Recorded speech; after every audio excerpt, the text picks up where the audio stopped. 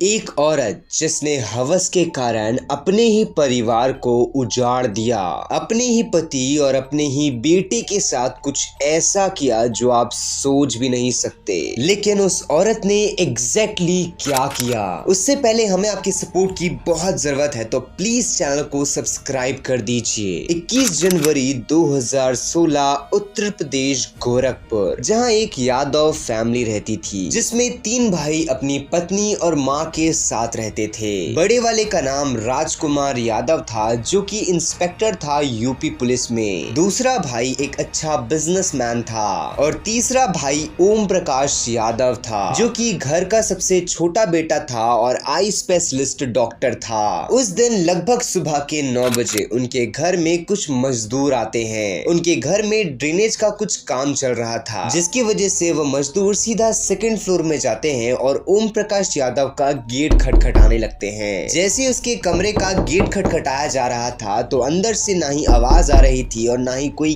Gate खोल रहा था। तभी वो मजदूर मिल करके उस दरवाजे को हल्का सा ढकेलते हैं और जैसे ही वो दरवाजा खुलता है वो सारे मजदूर जोर से चीखने लगते हैं। वो भागते हुए सीधा ग्राउंड फ्लोर में आते हैं। तभी ओम प्रकाश यादव की माँ और उसके भैया भाभी ये सब मिल करके जैसे ओम प्रकाश के कमरे यानी कि सेकंड फ्लोर में जाते हैं तो वो सब लोग भी जोर से हैरानी से चीखने लगते हैं, क्योंकि वहां पर उन्होंने ओम प्रकाश यादव के साथ साथ उसके बेटे नितिन की डेथ बॉडी देखी थी। तभी उन्हें बगल वाले कमरे से आवाज आ रही थी। जैसे ही वो कमरा को खोला जाता है तो वहां पर कोई और नहीं बल्कि ओम प्रकाश की बीवी अर्चना यादव बंद थी। अब जैसे ही अर्चना यादव अपने पति और अपने बेटे की लाश देखती है वो भी जोर जोर से रोने लगती है। अब देखते ही देखते अगल बगल के लोग भी उनकी आवाजें सुन करके उनके घर में आ जाते हैं। धीरे धीरे भीड़ बढ़ने लगती है। पुलिस को बुलाया जाता है और यहाँ पर जो ओम प्रकाश का बड़ा भाई यानी कि राजकुमार यादव था वो खुद यूपी पुलिस में इंस्पेक्टर था, जिसकी वजह से ये केस हाई प्रोफाइल केस बन चुका था। पुलिस आती है, अपनी इन्वेस्टिगेशन शुरू करती है और सबसे पहले देखा जाता है कि हकीकत में वहाँ पर हुआ क्या है। पुलिस को स्टार्टिंग में ऐसा लग रहा था कि ये कोई लूटपाट का मामला है, इसकी वजह से सबसे पहले वहाँ पर पैसे और गहने चेक किए जाते हैं। तो ओम प्रकाश के कमरे से पैसे और गहने ये दोनों गायब थे। अब जो पुलिस आती है वो ये चीज नोटिस करती है कि उनके घर में कोई भी फोर्स एंट्री के निशान नहीं है, यानी कि अगर चोर चोरी करने घुसा होगा तो वह जरूर फोर्स एंट्री लेकर के घुसा होगा, लेकिन उनके घर में कोई भी फोर्स एंट्री का निशान नहीं था। इसका मतलब साफ ये चीज साबित हो रहा था कि जो भी इंसान इनके घर में घुसा है उसे अंदर घुसने में कोई प्रॉब्लम नहीं हुई। तभी पुलिस के दिमाग में एक और चीज खनकती है कि जो ओम प्रकाश है उसकी डेथ हो गई, उसके बेटे की डेथ हो गई, लेकिन जो ओम प्रकाश की पत्नी यानी कि अर्चना यादव थी उसे एक खरोच तक नहीं आई, बस उसे एक दूसरे कमरे में बंद कर दिया गया। लेकिन ऐसा कैसे हो सकता है कि बाप और बेटे की जान ले ली जाए लेकिन माँ को छोड़ दिया जाए।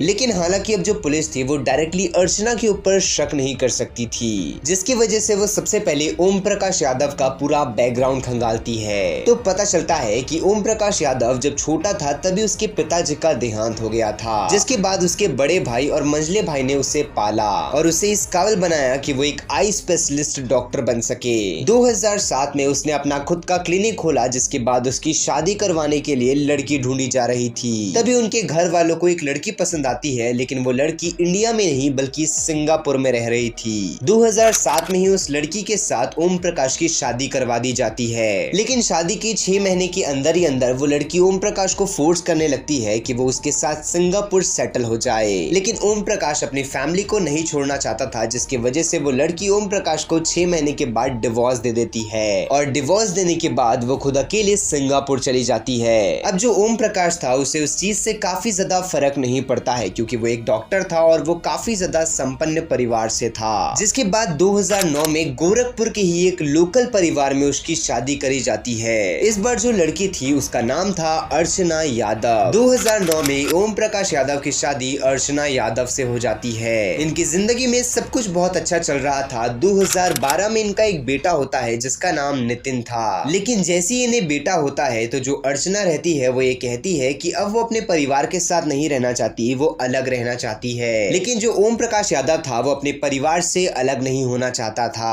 अब इसी चीज की वजह से जो उनका घर था फर्स्ट फ्लोर के ऊपर एक और नया फ्लोर बनाया जाता है, जिसमें ओम प्रकाश यादव अपनी फैमिली को लेकर के रहता है। जिसके बाद सब कुछ नॉर्मल चल रहा था, लेकिन 21 जनवरी 2016 2016 को ओम प्रकाश यादव के साथ कुछ ऐसा हो जाता है। हालांकि अब जो पुलिस थी उनके पास ओम प्रकाश यादव का पूरा बैकग्राउंड था, लेकिन वो पूरा बैकग्राउंड खाली था। यानी कि ओम प्रकाश यादव का कोई भी ऐसा दुश्मन नहीं था जो उसके साथ कुछ ऐसा कर सकता है, जिसकी वजह से जो पूरा शक रहता है वो किसी और के ऊपर नहीं बल्कि उसकी खुद की पत्नी अर्चना यादव के ऊपर आता है। लेकिन अर्चना यादव की कंडीशन ऐसी नहीं थी कि वो उस टाइम पे पुलिस के साथ बिल्कुल भी इंटरोगेट कर पाए, जिसकी वजह से जो पुलिस रहती है वो अर्चना यादव के सीडीआर को चेक करती है। अब जैसे ही अर्चना यादव का सीडीआर चेक किया जाता है तो पता चलता है कि अर्चना यादव हर दिन लगभग 2 से 3 घंटा एक अननोन नंबर से बात करती है। जब वो अननोन नंबर उसके घर में दिखलाया जाता है तो घर वाले उस नंबर को नहीं पहचान पाते।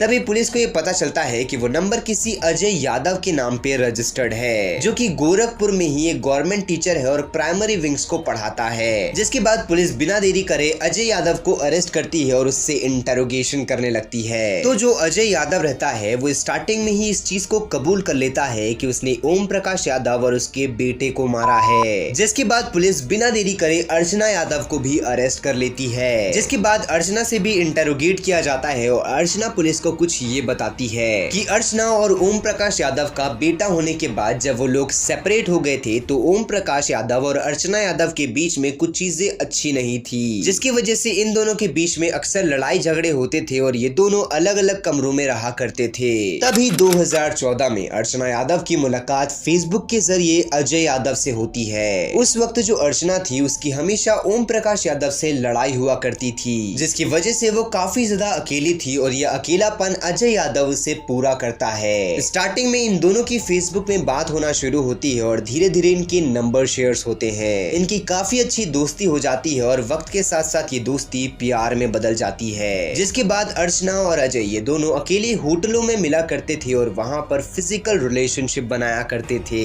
जो अर्चना यादव थी वो अजय यादव को अपने घर यानी कि ससुराल लेकर के आती है और अपने पति को ये बताती है कि वो उसका चचेरा भाई है और वो कुछ दिन उनके साथ ही रहेगा। जिसके बाद लगभग 3 से 4 दिन तक जो अजय यादव था वो अर्चना यादव के साथ उसके ही घर में रहता था। लेकिन तभी बीच में जो ओम प्रकाश यादव था उसे अजय यादव के ऊपर कुछ शक होता है, जिसके बाद वो अपनी बीवी अर्चना यादव को अजय यादव से मिलने से मना कर देता है और उसे कम्प्लीटली बात करने से भी मना कर देता है। लेकिन जो ये सारी चीजें रहती है वो अर्चना को बिल्कुल पसंद नहीं आती। जिसके बाद अर्चना और अजय ये दोनों मिलकर की ओम प्रकाश यादव को अपने रास्ते से हटाना चाहते थे।